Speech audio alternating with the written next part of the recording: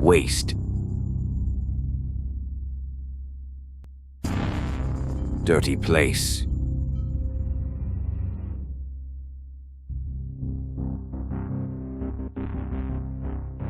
The development of industry brings unpredictable consequences.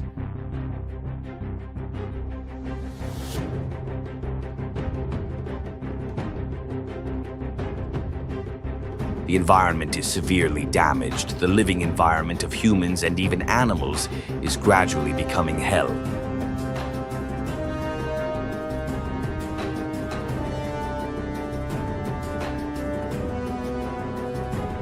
This is a very serious problem that requires immediate action.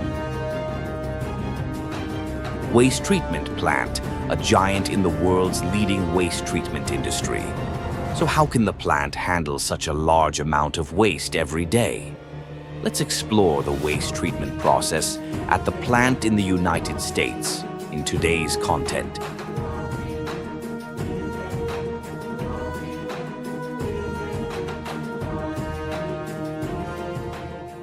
Incineration plant. In the United States, waste management and incineration processes are handled using advanced technology to ensure environmental sustainability and reduce the impact of waste on the environment. Modern waste-to-energy (WTE) plants use advanced incineration techniques to convert municipal solid waste (MSW) into electricity and heat, while significantly reducing waste volume.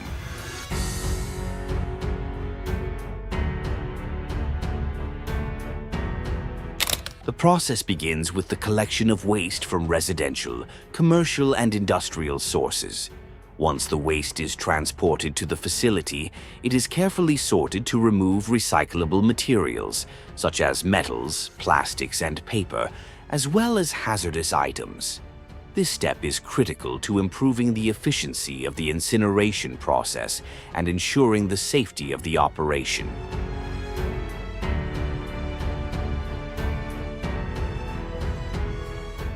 Once sorted, the remaining waste is fed into a high-efficiency incinerator. These incinerators are designed to burn waste at extremely high temperatures, often exceeding 1,000 degrees Celsius, 1,832 degrees Fahrenheit. The combustion process breaks down the organic materials in the waste, creating thermal energy. The heat is captured and converted into electricity by a turbine, which is then fed into the local grid, providing renewable energy to the community.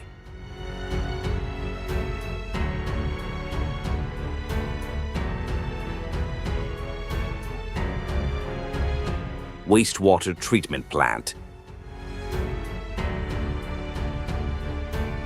The process begins with the collection of wastewater, which can originate from a variety of sources, including industrial operations, manufacturing processes, and sometimes even domestic wastewater in the case of integrated facilities.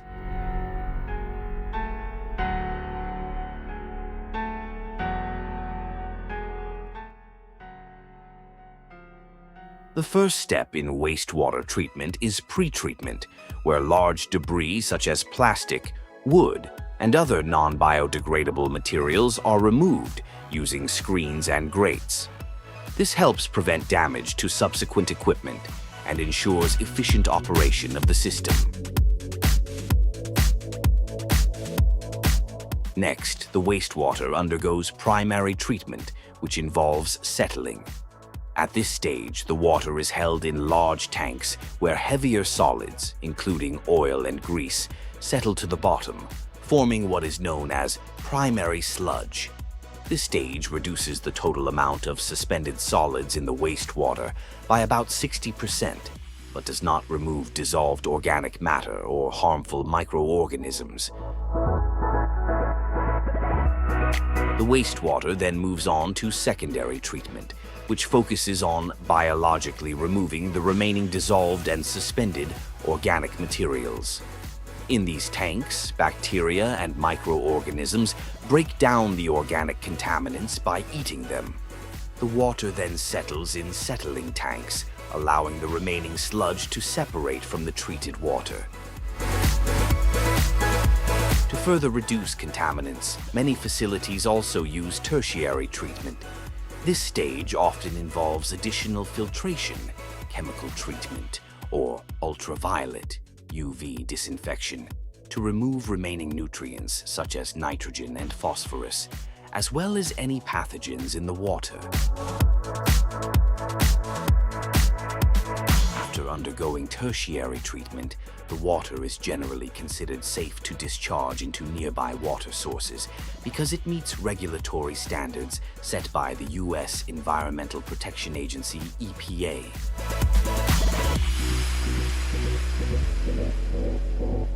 Plastic pyrolysis plant.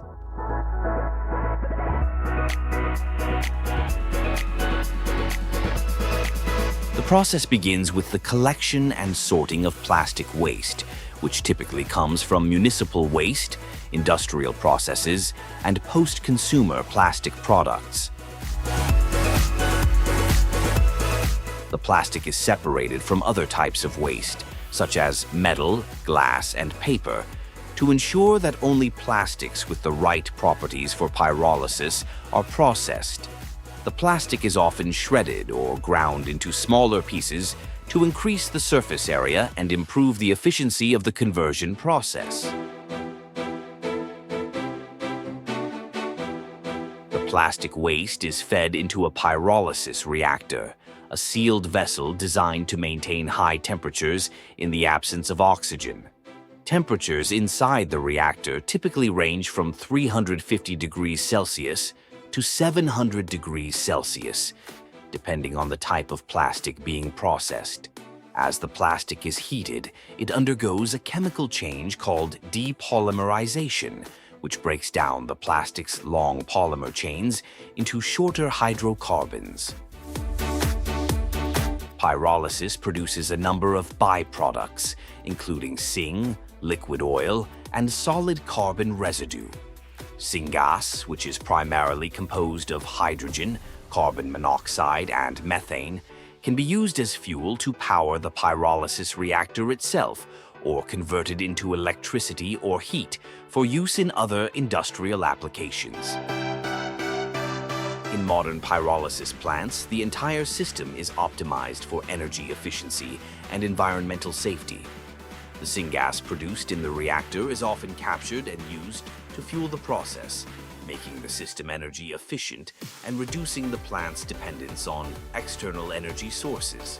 In addition, emissions from the pyrolysis process are carefully controlled using advanced filtration and cleaning systems to prevent the release of harmful pollutants into the air, ensuring the facility complies with environmental regulations set by the U.S. Environmental Protection Agency, EPA.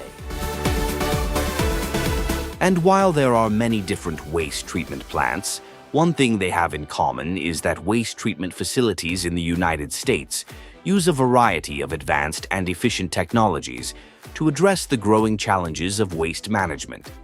From municipal solid waste incineration plants and waste-to-energy plants to sophisticated wastewater treatment systems and organic waste recycling, these facilities play a vital role in reducing the environmental impact of waste by using processes such as pyrolysis for plastic waste, anaerobic digestion for organic materials, and advanced filtration techniques to control air and water quality.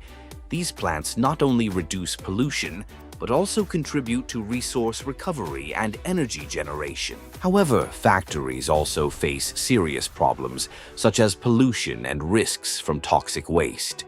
Some leaks and violations of regulations have caused long-term harm to public health and the ecosystem. Necessary measures include increased monitoring, advanced technology, and strict penalties for violations. Strict regulations and advanced technology will help to minimize these risks and ensure environmental protection. Finally, please subscribe to the channel to give us more motivation. Thank you.